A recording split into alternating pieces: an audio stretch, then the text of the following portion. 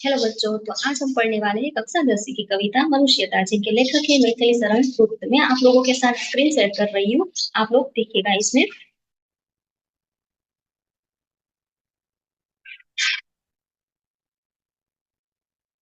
Okay guys, अब आप लोगों को स्क्रीन है वो दिखाई दे रही होगी। अब आप इसमें देखिए, ये आपकी कक्षा 10वीं स्पर्श जो आपकी टेक्स्ट बुक है भाग 2 है ना, यानी कि आपका बी कोर्स। उसकी कविता है मनुष्यता। मनुष्यता का सबसे पहले आप मतलब जान लो, मनुष्यता मतलब क्या होता है, जिसको हम इंसानियत कहते हैं, है ना।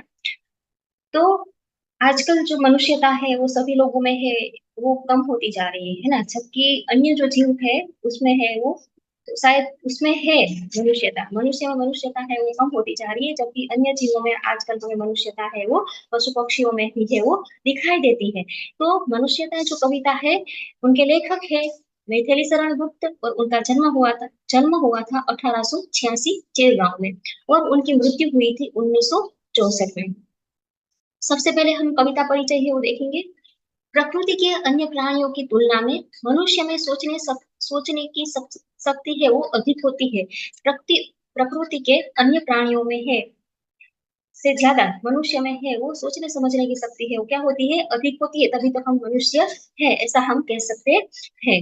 वह अपने ही नहीं दूसरों के सुख दुख का भी ख्याल रखता है।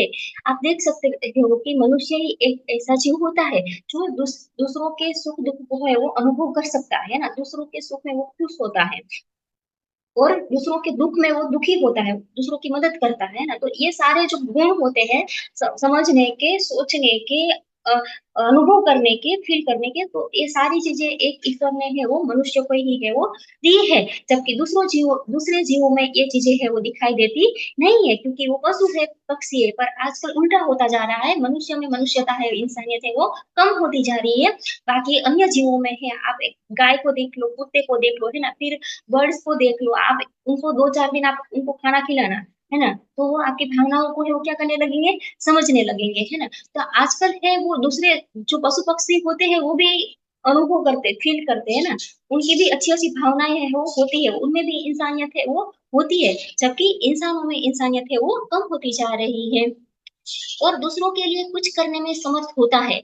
जानवर जब चरागाह में जाते हैं तो केवल अपने लिए चर कर आते हैं। कवि के कहने का मतलब है कि मनुष्य ही होता है जो दूसरों के लिए कुछ करने के लिए कुछ समर्थ होता है ना। हम किसी का अच्छा सोच सकते हैं, किसी की मदद कर सकते हैं, अपने सबके साथ मिलजुल कर है वो रह सकते हैं, है ना। सबके साथ खाना बांट कर है वो खा सकते हैं, खुशियां बांट सकते हैं, ये सारी चीजें है वो मनुष्य कर सकता है। जबकि जो जानवर होते हैं, उनका तो क्या काम है, केवल खाने का काम है ना। वो चरागाह में जाते हैं, वो खाना चर के है वो आ जाते हैं, अपना पेट भर कर है वो आ जाते हैं। वो दूसरे किसी के बारे में है वो सोचते नहीं है। तो कवि के कहने का मतलब है, जो जिस इंसान में मनुष्यता नहीं है, इंसानियत नहीं है, वो इंसान कहलाने के लायक नहीं है, वो पशु समान है। परंतु मनुष्य ऐसा नहीं है, वह जो कुछ भी कमाता है, जो कुछ भी बनाता है, वो दूसरों के लिए भी करता है, और दूसरों की सहायता से भी है वो करता है। परंतु मनुष्य इसीलिए पशुओं से, जानवरों से डिफरेंट है कि वो ऐसा नहीं है, वो सारी चीजें दूसरों के लिए भी कर सकता है, उससे दूसरों की मदद भी कर सकता है, और हम एक दूसरे की मदद भी है वो कर सकते हैं। इसीलिए यहाँ पर कवि कहता है कि मनुष्य है वो एक दूसरे से क्या है, अलग है। प्रस्तुत कविता का कवि अपनों के सुख दुख की चिंता करने वालों को मनुष्य तो मानता है, परंतु यह मानने को तैयार नहीं है कि उन मनुष्यों में मनुष्यता के सारे गुण होते हैं। कवि केवल उन मनुष्यों को महान मानता है जो अपनों के सुख दुख से पहले दूसरों की चिंता करते हैं। वह मनुष्यों में ऐसे गुण गुण चाहता है जिसके कारण कोई भी मनुष्य इस मृत्यु लोक से चले जाने के बाद भी सदियों तक दूसरों की यादों में है वो रहता है। अर्थात वह मृत्यु के बाद भी अमर रहता है। आखिर क्या है वे गुण, यह इस पाठ में हम जानेंगे, यानी कि इस कविता में हम वो गुणों के बारे में जानेंगे जो खरे इंसान को वास्तव में इंसान है वो बनाता है ना। अपने लिए तो हर कोई करता है, पशु भी अपने लिए खाना खाकर है वो चारा चर कर है वो आ जाते हैं, और अपनों के लिए भी अपने करते हैं, हम करते हैं। पर सच्चा इंसान वो है जो दूसरों की मदद है वो करता है, दूसरों के बारे में है वो सोचता है। इस कविता में कवि मनुष्यता का सही अर्थ समझाने का प्रयास है वो कर रहा है। पहले भाग में कवि कहता है कि मृत्यु से नहीं डरना चाहिए क्योंकि मृत्यु तो निश्चित है, पर हमें ऐसा कुछ करना चाहिए कि लोग हमें मृत्यु के बाद भी है वो याद रखे। देखो, जिसका भी जन्म हुआ है उनकी मृत्यु है वो निश्चित है ना? फिर चाहे पशु हो, पक्षी हो, मनुष्य हो, जो भी हो, कोई भी जीव हो, कोई भी जीव जंतु हो, है ना? तो जिनकी भी जन्म हुई है उनका मृत्यु है वो निश्चित है। पर हमारे मरने के बाद कौन हमें याद करेगा? अगर आपने कुछ अच्छे कार्य है वो किया है, तो मरने के बाद भी उनका नाम है वो क्या हो जाएगा? अमर हो जाएगा। लोग उनको याद करेंगे, है ना? लोग दो तरह से याद करते हैं। लोग हमारे मरने के बाद हमें दो तरह से याद करते हैं। एक तो ऐसा कहते हैं कि चलो अच्छा जान छूटी, और दूसरा है वो क्या होता है, लोगों को दुख होता है कि देखो कितना भला इंसान था, है ना? सबकी मदद करता था, सबका अच्छा सोचता था ना, तो एक इस तरह से पॉजिटिवली याद करते हैं। और एक मैंने जैसा आपको कहा कि अच्छा है चलो जान छूटी। दूसरे भाग में कवि कहता है कि हमें उदार बनना चाहिए क्योंकि उदार मनुष्यों का हर जगह गुणगान होता है। यानी कि जो इंसान, जो बंदा उदार होता है, उनका हर जगह गुणगान है वो होता है। सभी उनके गुणों को है वो याद करते हैं। मनुष्य वही कहलाता है जो दूसरों की चिंता करे। तीसरे भाग में कवि कहता है कि पुराणों में उन लोगों के बहुत उदाहरण हैं जिन्हें उनके त्याग भाव के लिए आज भी याद किया जाता है। सच्चा मनुष्य वही है जो त्याग भाव जान ले। चौथे भाग में कवि कहता है कि मनुष्यों के मन में दया और करुणा का भाव है वो होना चाहिए। मनुष्य वही कहलाता है जो दूसरों की चिंता करे। तीसरे भाग में कवि कहता है कि पुराणों में उन लोगों के बहुत उदाहरण हैं जिन्हें उनके त्याग भाव के लिए आज भी है वो याद किया जाता है। सच्चा मनुष्य वही है जो त्याग भाव है वो जान ले। यानी कि त्याग यानी कि कॉम्प्रोमाइज करना, है ना? दूसरों की खुशी के लिए अपनी खुशी का है वो क्या करना, त्याग करना। चौथे भाग में कवि कहता है कि मनुष्यों के मन में दया और करुणा का भाव होना चाहिए। मनुष्य वही कहलाता है जो दूसरों के लिए मरता है और जीता है। पांचवें भाग में कवि कहना चाहता है कि यहाँ कोई अनाथ नहीं है क्योंकि हम सब उस एक ईश्वर की क्या है, संतान है ना? कई लोग ऐसे होते हैं जिसका कोई नहीं होता, पर ऐसा नहीं है, सबका ईश्वर तो होता ही है। सबके माता पिता ईश्वर है और वो सबके माता पिता है। हमें भेदभाव से ऊपर उठकर सोचना चाहिए। छठे भाग में कवि कहना चाहता है कि हमें दयालु बनना चाहिए। यानी कि सभी के प्रति हमारा दया भाव है वो रहना चाहिए। हमें उदार व्यक्ति बनकर है वो अपना जीवन यापन करना चाहिए क्योंकि सॉरी दयालु और परोपकारी मनुष्यों का देवता भी क्या करते हैं, स्वागत करते हैं। अतः हमें दूसरों का परोपकार व कल्याण है वो क्या करना चाहिए। यानी कि दूसरों पर उपकार, परोपकार, है ना? अगर किसी को मदद की जरूरत है, किसी को जब हमें सहायता करने की किसी का मौका मिले, तो हमें क्या करना चाहिए, उसकी मदद करनी चाहिए, किसी की सहायता करनी चाहिए। दूसरों के तकलीफ को अगर हम कम कर सकते हैं तो उसे हमें कम करनी चाहिए। इसे क्या कहेंगे, परोपकार है वो कहेंगे, कल्याण कहेंगे, है ना? सातवें भाग में कवि कहता है कि मनुष्यों के बाहरी कर्म अलग अलग हो परंतु हमारे वेद साक्षी है कि सभी की आत्मा क्या है, एक है ना? साथ ये पूरे कविता का शॉर्ट शॉर्ट सार है ना, वो मैंने आपको पहले बता दिया है। बाद में हम कविता समझेंगे। कविता हम दो भाग में समझेंगे। आज मैं आपको पहले चार पद, तीन पद है वो समझाऊंगी, और बाकी के चार पांच पद है वो मैं कल नेक्स्ट पीरियड में आपको, नेक्स्ट जो आपका लेक्चर होगा उसमें मैं आपको समझाऊंगी। सातवें भाग में कवि कहता है कि मनुष्यों के बाहरी कर्म अलग अलग परंतु हमारे वेद साक्षी है कि सभी की आत्मा क्या है, एक है ना? हो सकता है कि हमारे कर्म है, हमारे हमारे व्यवसाय है, वो सबके क्या है, अलग अलग है, पर हम सबके आत्मा है वो क्या है, एक है। हम सब एक ही ईश्वर की क्या है, संतान है। अतः सभी मनुष्य भाई बंधु है। यानी कि हम सब भाई बंधु है। और मनुष्य वही है जो दुख में दूसरे दूसरे मनुष्यों के काम आए। अंतिम भाग में कवि कहना चाहता है कि विपत्ति और विघ्न को हटाते हुए मनुष्य को अपने चुने हुए रास्तों पर है वो चलना चाहिए। मनुष्य वही है जो दूसरों की है वो मदद कर सके, दूसरों की विपत्ति में, समस्याओं में उनकी सहायता है वो कर सके, दूसरों को मुसीबत से जो निकाले, वही सच्चा मनुष्य है वो होता है। आपसी समझ को बनाए रखना चाहिए और भेदभाव को नहीं बढ़ाना चाहिए। ऐसी सोच वाला मनुष्य ही अपना और दूसरों का कल्याण और उद्धार कर सकता है। अब हम कविता में आते हैं। वैसे मोस्टली मैंने आपको पहले एक्सप्लेन है वो कविता का पूरा भावार्थ है वो एक्सप्लेन कर दिया है। फिर भी मैं आपको कविता समझाऊंगी, पर कविता हम दो पार्ट में समझेंगे क्योंकि कविता लंबी है। फिर भी मैंने सार पूरी कविता का इसी इसी लेक्चर में है वो समझा दिया है, पर लास्ट जो 3-4 पद है वो हम सेकंड पार्ट में है वो पढ़ेंगे। तो आज हम पढ़ने वाले हैं पहले से कविता। देखिए इसमें, विचार लो कि मर्त्य होना मृत्यु से डरो कभी, विचार लो यानी कि सोचो जरा, मरते यानी कि मृत्यु, है ना, मृत्यु तो होने ही वाली है सबकी, तो फिर मृत्यु से क्या डरना, कभी ऐसा कहता है। मरो परंतु यो मरो की याद जो करे सभी, सभी की मृत्यु होती है, मैंने कहा ना मृत्यु सभी की होती है, पर मरो पर कुछ ऐसे मरो आपकी मृत्यु भी क्या होनी चाहिए, किसी को काम आनी चाहिए, है ना, ऐसे मरो। अगर भगवान ने आपको, ईश्वर ने आपको मनुष्य का जन्म दिया है तो इसमें आपने क्या अच्छा किया, है ना, प्रश्न ये है कि इसमें आपने क्या अच्छा किया। तो इसीलिए मनुष्य है वो अन्य जीवों से क्या है, अलग है। तो इसीलिए कवि कहता है कि मरना तो सभी को है एक ना एक दिन, पर ऐसे मरो कि आप मर जाओ ना फिर भी लोग आपको क्या करें, याद करें और अच्छी तरह से याद करें, है ना। वीना यो समृत्यु, तो वृथा मरे वृथा जिए। समृत्यु यानी कि सॉरी सुमृत्यु, मतलब अगर आपकी मृत्यु सुमृत्यु नहीं हुई, अगर इसका मतलब है, कवि क्या कहने का मतलब है, अगर मनुष्य जन्म पाकर भी अगर आपने भलाई नहीं की, दूसरों की मदद नहीं की, अगर आप में दया नहीं है, उदारता नहीं है, आप में करुणता नहीं है, तो आपकी मृत्यु है वो कभी सुमृत्यु है वो कहलाएगी नहीं। तो फिर आप क्या वृथा मरे, यानी कि तो आपकी मृत्यु है वो क्या हो गई, वृथा यानी कि व्यर्थ, है ना। और वृथा जिए तो आपका जीना भी, भगवान ने इतनी बड़ी जिंदगी दी थी 60 साल की 70 साल की, है ना, तो वो आपका जीना भी बेकार और आपका मरना भी बेकार, वृथा का मतलब ये होता है। मारा नहीं वही कि जो जिया न आपके लिए, है ना, हमें क्या करना चाहिए, दूसरों के लिए भी थोड़ा बहुत है वो जीना चाहिए। इसका मतलब ये नहीं कि हम किसी के घर पे काम वाले बनकर रह जाए, है ना, पर जब जिसको किसी को अगर जरूरत है तो हम उसकी क्या कर दे, मदद कर दे। वही पशु प्रवृत्ति है कि आप ही चरे, वही मनुष्य है कि जो मनुष्य के लिए मरे। अगर आप अपने बारे में ही सोचते हो, अपने लिए ही जीते हो, तो आप पशु समान हो। पशु प्रवृत्ति, प्रवृत्ति का मतलब क्या होता है, स्वभाव, है ना। पशुओं का स्वभाव क्या होता है, पशुओं का स्वभाव होता है कि वो अपने अपने बारे में केवल सोचता है ना, अपना पेट भर गया बस बात खत्म। तो अगर आप ऐसे जी रहे हो तो आप पशु समान हो, है ना। और आप दूसरों के लिए जी रहे हो, दूसरों की सहायता करते हो, दूसरे मनुष्यों के बारे में भी सोचते हो, परोपकार करते हो, तो आप क्या हो, मनुष्य हो।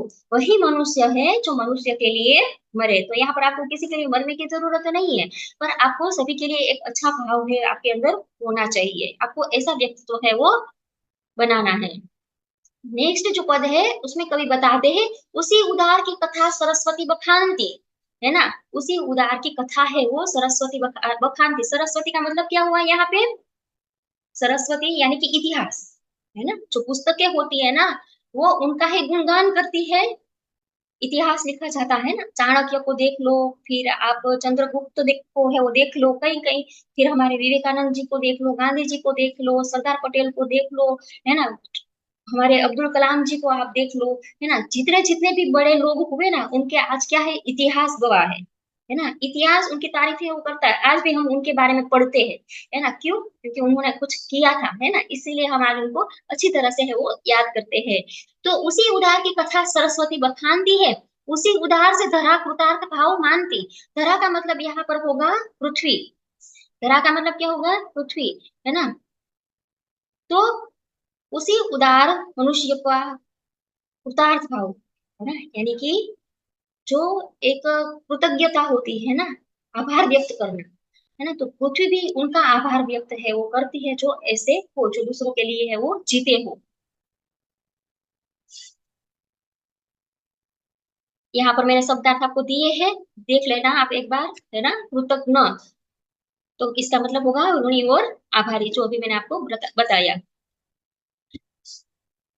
उसी उदार की सदा सजीव कीर्ति गुंजती, ऐसे व्यक्ति जो उदार होते हैं, है ना, उनकी कीर्ति है यानी कि उसका यश है, मान सम्मान है, वो हमेशा क्या करता है, पूजता रहता है। तथा उसी उदार को समस्त सृष्टि पूजती, और ऐसे लोगों का ही उसके मृत्यु के बाद भी लोग है वो क्या करते हैं, अच्छी तरह से याद करते हैं, वो पूजा योग्य है वो होते हैं।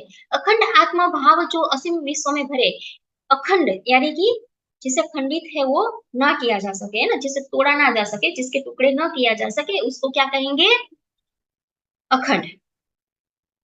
तो इस ऐसा आत्मविश्वास है जो इस अखंड विश्व में भरने का कार्य करते हैं। असीम का मतलब होता है पूरा, जिसकी कोई सीमा न हो, इसको क्या कहते हैं? असीम। वही मनुष्य है कि जो मनुष्य के लिए मरे। ऐसे ऐसे जो कार्य करता है वही इंसान मनुष्य कहलाने के लायक है। पृथ्वी भी उनका हमेशा क्या करती है? आभार व्यक्त करती है। उस इतिहास यानी कि सरस्वती माता उनकी क्या करती है? उसकी गाथाएं है, कथाएं है, वो बखानती है ना। और ये ऐसे जो लोग होते हैं सृष्टि में, पृथ्वी पर, वो पूजन पूजन के योग्य है, वो होते हैं। नेक्स्ट, क्षुधार्थ रंती देव ने दिया करस्त थाल भी। देखो, क्षुधार्थ का मतलब होता है, क्षुधार्थ का मतलब होता है भूख से परेशान। जिसको ज्यादा भूख लगी हो ना, उसको क्या कहेंगे? जो भूखा हो उसे कहेंगे क्षुधार्थ।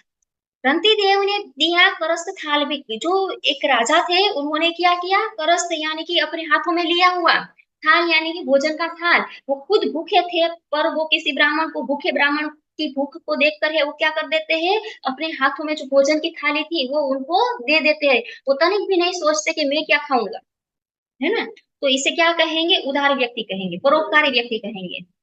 तथा दधीची ने दिया परार्थ अस्थिजाल भी। हम हमारे पुराने ऋषि मुनि दधीची मुनि को है, हम जानते हैं अच्छे से कि उन्होंने राक्षस का वध करने के लिए क्या कर दिया? क्योंकि उनकी मृत्यु है, उस राक्षस की मृत्यु है, किसके हाथों?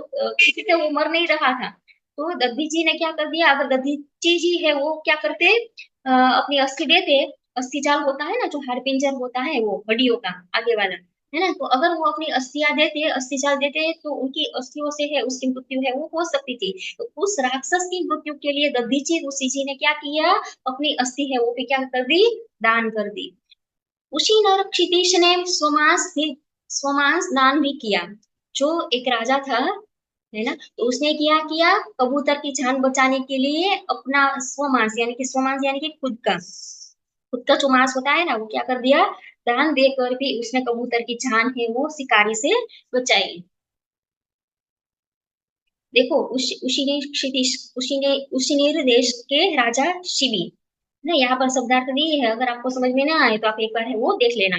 सहर्ष वीर कर्ण ने शरीर चर्म भी त्यागा। कर्ण को कौन नहीं जानता? सब जानते हैं। दानवीर कर्ण कहा जाता है ना, कर्ण नहीं तो क्या कहा जाता है? दानवीर कर्ण है वो कहा जाता है। कर्ण ने दान में इंद्र, भगवान इंद्र के द्वारा जब मांगा जाता है, जो कवच और कुंडल उनके जन्म के साथ कर्ण के शरीर से है वो जुड़े हुए होते हैं, है ना। तो तनिक नहीं सोचते अपने शरीर से कवच और कुंडल को है वो अलग करने में, और इंद्रदेव को क्या कर देते हैं? दान में है वो दे देते हैं। इसीलिए कर्ण को दानवीर कहा जाता है। तो यहाँ पर जो हमारे कवि है मैथिली शरण गुप्त जी, वो यहाँ पर 3 से 4 उदाहरण देकर हमें समझाते हैं कि इतिहास किसकी गाथा है वो गाथा है। तो यहाँ पर आप रंती देव का उदाहरण देख लो, दधीची रुचि का दधीची ऋषि का उदाहरण है वो आप देख लो, फिर उसने जो शिवी राजा थे उनका उदाहरण आप देख लो, और हमारे महारथी महादानवीर कर्ण का उदाहरण भी आप है वो देख सकते हो कि इन लोगों ने दान करने में, यानी कि परोपकार करने के लिए, है ना, तनिक भी कभी सोचा नहीं था। दूसरों के हित के लिए उन्होंने अपनी जान तक है वो दे दी थी। तो यहाँ पर कवि का कहने का मतलब ये है।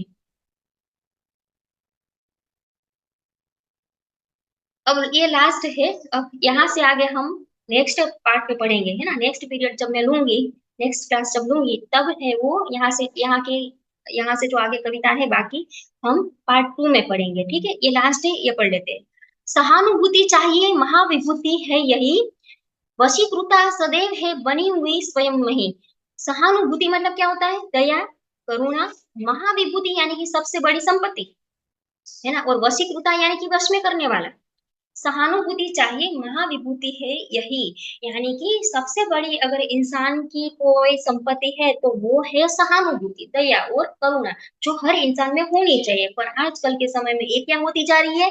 कम होती जा रही है ना। वशीकृता सदैव ही बनी हुई स्वयं मही, यानी कि वशीकृता का मतलब होता है वश में करने वाला। विरुद्ध भाव बुद्ध का दया प्रवाह में बहा। और यहाँ पर मही का मतलब होगा, क्या होगा? ईश्वर, है ना। जिस बंदे के अंदर या बंदी के अंदर दया, करुणा, सहानुभूति है, तो ऐसी दया, करुणा नाम की जो महासंपत्ति है उसके वश में तो कौन होता है? स्वयं ईश्वर भी उनके वश में है, वो चला जाता है। इतनी बड़ी संपत्ति ये है, सहानुभूति है वो। विरुद्ध भाव, बुद्ध का दया प्रवाह प्रवाह में बहा, विनित लोक वर्ग क्या न सामने झुक रहा। विरुद्धवाद यानी कि खिलाफ होना, भगवान बुद्ध ने ऐसे लोगों को भी अपने वश में कर लिया था, यानी कि अपने दया प्रवाह में बहा लिया था जो लोग उनके विरुद्ध में थे, है ना। और विनीत लोग वर्ग का क्या न सामने झुका रहा, और ऐसे लोग भी जो उनके विरुद्ध में थे वो भी उनके सामने है वो झुकना है वो पसंद करने लगे थे, उनके स्वभाव के कारण, उनकी दया के कारण, उनकी सहानुभूति के कारण। आह, वही उदार है परोपकार जो करे। कवि कहता है, यानी कि मैथिली शरण गुप्त जी कहते हैं कि वही उदार है जो परोपकार करे। परोपकार मतलब दूसरों का हित चाहना, दूसरों के लिए, दूसरों का भला सोचना, दूसरों के लिए कुछ अच्छे कार्य करना, दूसरों की मदद करना, ये क्या कहलाता है? परोपकार।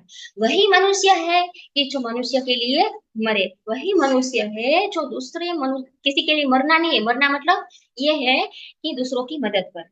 अगर कोई चिंतित है, कोई समस्या में है, कोई टेंशन में है, अगर किसी को कोई कोई लाचार है, बेबस है, मजबूर है, तो उसकी हमें क्या कर देनी चाहिए?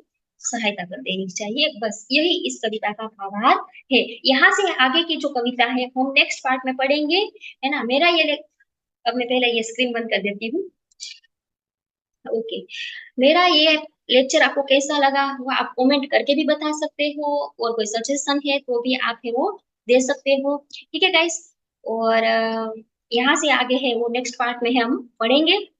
आपको ये मेरा पढ़ाने का तरीका है वो कैसा लगा, आप मुझे बताइएगा कमेंट करके। और मेरी वीडियो आपको अच्छी लगती है ना, तो मेरे चैनल को लाइक शेयर और सब्सक्राइब है वो जरूर कीजिएगा, ताकि अन्य जो स्टूडेंट्स होते हैं उनको भी है वो पढ़ाई का है वो मौका है वो मिले, वो भी अच्छे से पढ़े, है ना। बहुत सारे वैसे तो लेक्चर्स है वो सभी टीचर्स से वो लेते होते हैं, तो सबकी अपनी अपनी क्या होती है, एक चॉइस होती है। अगर आपको मेरा वीडियो अच्छा लगे तो मेरे चैनल को सब्सक्राइब जरूर कीजिएगा, और मेरे इस वीडियो को भी आप लाइक कर दीजिएगा। इससे मुझे क्या मिलेगा? मोटिवेशन मिलता है ना वीडियो बनाने के लिए, और कोई बात नहीं होती। थैंक यू बच्चों, टेक केयर, बाय बाय।